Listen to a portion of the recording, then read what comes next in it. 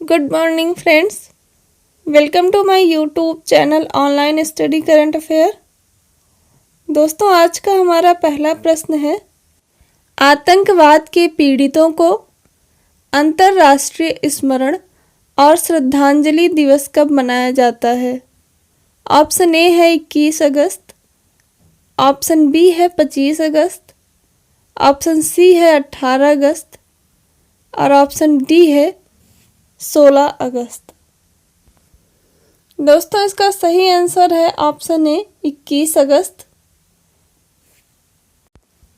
संयुक्त राष्ट्र द्वारा हर साल 21 अगस्त को आतंकवाद के पीड़ितों की याद और श्रद्धांजलि देने का अंतर्राष्ट्रीय दिवस के रूप में मनाया जाता है।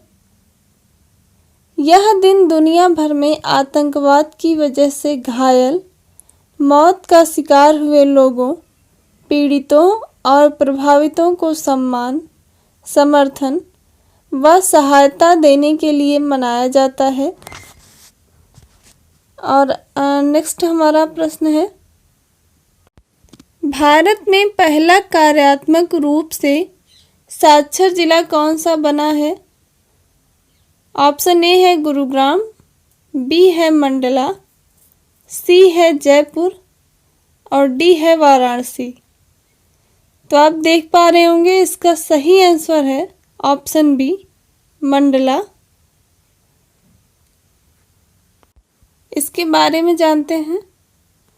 मध्य प्रदेश का आदिवासी बहुल मंडला जिला भारत का पहला कार्यात्मक रूप से साक्षर जिला बन गया है।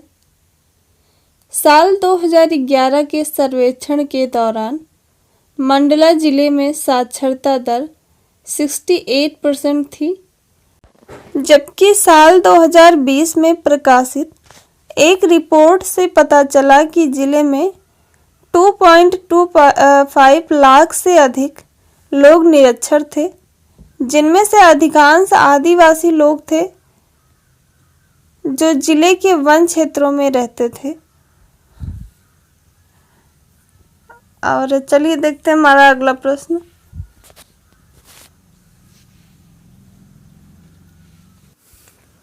किस मंत्री ने राष्ट्रीय संगोष्ठी आत्मनिरीक्षण सशस्त्र बल न्यायाधिकरण का उद्घाटन किया है?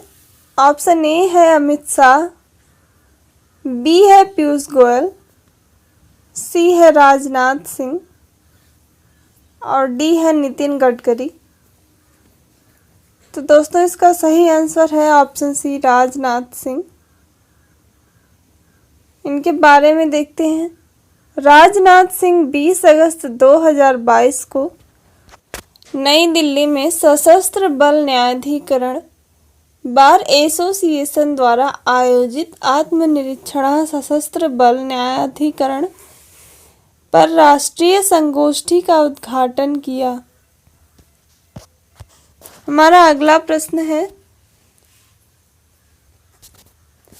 17वां प्रवासी भारतीय दिवस 2023 कहां पर आयोजित किया जाएगा? ऑप्शन ए है इंदौर, बी है भोपाल, सी है उज्जैन और ऑप्शन डी है कच्छ। तो दोस्तों, इसका सही आंसर है ऑप्शन ए, इंदौर।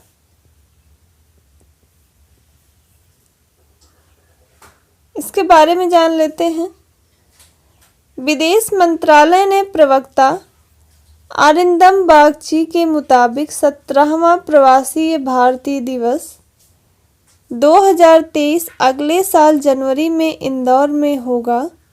प्रवासी भारतीय दिवस हर साल 9 जनवरी को भारत के विकास में प्रवासी भारतीय समुदाय के योगदान को चिन्हित करने के लिए मनाया जाता है।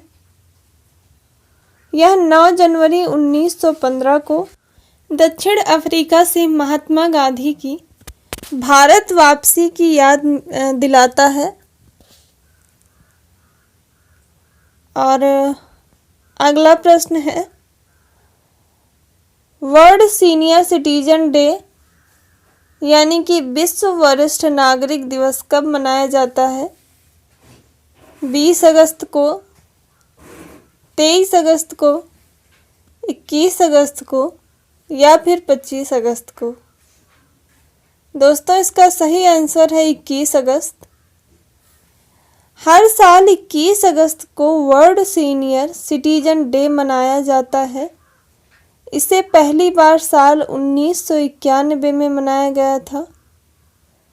संयुक्त राष्ट्र ने साल 1990 में वयस्क यानी कि वृद्ध नागरिकों के सम्मान में वर्ल्ड सीनियर सिटीजन डे मनाने की घोषणा की थी। और अगला प्रश्न है, यूईएफए चैंपियन लीग खेलने वाली पहली भारतीय फुटबॉलर कौन बनी है? ऑप्शन ए है मनीषा कल्याण, बी है स्मृति कुमारी, सी है रानी रामपाल, डी है ईसा कंपोज। तो दोस्तों इसका सही आंसर है ऑप्शन ए मनीषा कल्याण। भारत की महिला फुटबॉलर मनीषा कल्याण ने यूरोपीय क्लब टूर्नामेंट की महिला चैंपियंस लीग में डेब्यू करते हुए इतिहास रच दिया। उन्होंने गुरुवार को अपोलन लेडीज एफसी के लिए लात्वियन क्लब रिगास एफसी के खिलाफ डेब्यू किया था। अगला प्रश्न है, हाल ही में नारायण का 82 वर्ष की उम्र में निधन हो गया है। वो किस क्षेत्र से संबंधित थे? ऑप्शन ए है अभिनेता, ऑप्शन बी है लेखक, ऑप्शन सी है राजनेता और ऑप्शन डी है गायक। तो दोस्तों इसका सही आंसर है ऑप्शन बी लेखक। इनके बारे में जानते हैं। जाने माने उपन्यासकार नारायण का कोच्चि में निधन हो गया। वे 82 साल के थे। साल 1999 में केरल साहित्य अकादमी पुरस्कार के विजेता वे मलयाला समुदाय के पहले साहित्यकार हैं जिन्हें यह सम्मान मिला है। 1998 में प्रकाशित नारायण के उपन्यास कोचारेथी ने कई अन्य पुरस्कार जीते थे।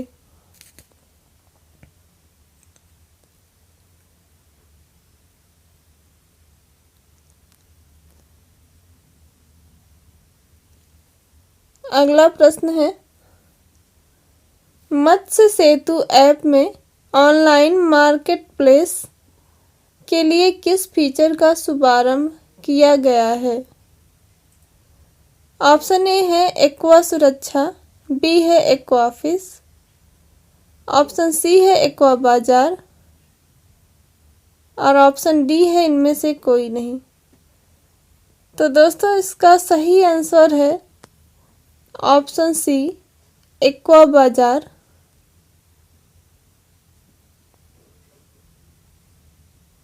एक्वा बाजार क्या है जानते हैं। केंद्रीय मत्स्य पालन, पशुपालन और डेयरी मंत्री श्री पुरुषोत्तम रूपाला ने राष्ट्रीय मत्स्यिकी विकास बोर्ड की 9वीं जनरल बॉडी की बैठक के दौरान मत्स्य सेतु मोबाइल ऐप में online market place feature Aqua Bazaar का शुभारंभ किया। इस ऐप को ICAR और Central Institute of Fresh Water Aquaculture ICRCIF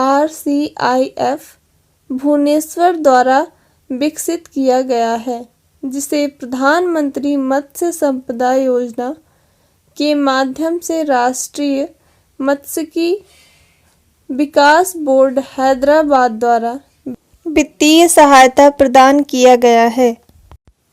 अगला प्रश्न है, bill and Melinda Gates foundation ने किसे अपने बोर्ड ऑफ ट्रस्टीज में नियुक्त करने की अनाउंसमेंट की है? ऑप्शन ए है मुकेश कुमार, ऑप्शन बी है आशीष धवन, ऑप्शन सी है सतीश सिंह, ऑप्शन डी है अरविंद सिंह। तो दोस्तों इसका सही आंसर है ऑप्शन बी आशीष धवन। और bill and Melinda Gates foundation ने कन्वर्जेंस फाउंडेशन के फाउंडर, सीईओ और भारतीय परोपकारी आशीष धवन को अपने अपने बोर्ड ऑफ ट्रस्टीज में नियुक्त करने की अनाउंसमेंट की है। इनके अलावा फाउंडेशन के न्यासी बोर्ड में अमेरिका के स्पेलमैन कॉलेज की अध्यक्ष डॉक्टर हेलन डी गेल को भी शामिल करने का ऐलान किया है। और अगला प्रश्न है, एनपीसीआई इंटरनेशनल पेमेंट लिमिटेड किस देश की पेमेंट सॉल्यूशंस प्रोवाइडर पे एक्सपर्ट के साथ समझौता किया है? ऑप्शन ए है जापान, ऑप्शन बी है चीन, ऑप्शन सी है अमेरिका और ऑप्शन डी है ब्रिटेन। तो दोस्तों इसका सही आंसर है ऑप्शन डी, ब्रिटेन। और इसके बारे में जान लेते हैं। एनपीसीआई इंटरनेशनल पेमेंट लिमिटेड ने ब्रिटेन के पेमेंट सॉल्यूशन प्रोवाइडर एक्सपर्ट के साथ समझौता किया। वास्तव में national payments corporation of India की पूर्ण स्वामित्व वाली सहयोगी कंपनी है, जिसने विश्व के सबसे बड़े real time payment solution, unified payment interface और रुपए कार्ड योजना को विकसित किया। दोस्तों अगर आपको हमारी वीडियो पसंद आई हो तो वीडियो को लाइक, शेयर और चैनल को सब्सक्राइब करना ना भूलिएगा। तब तक के लिए नमस्कार।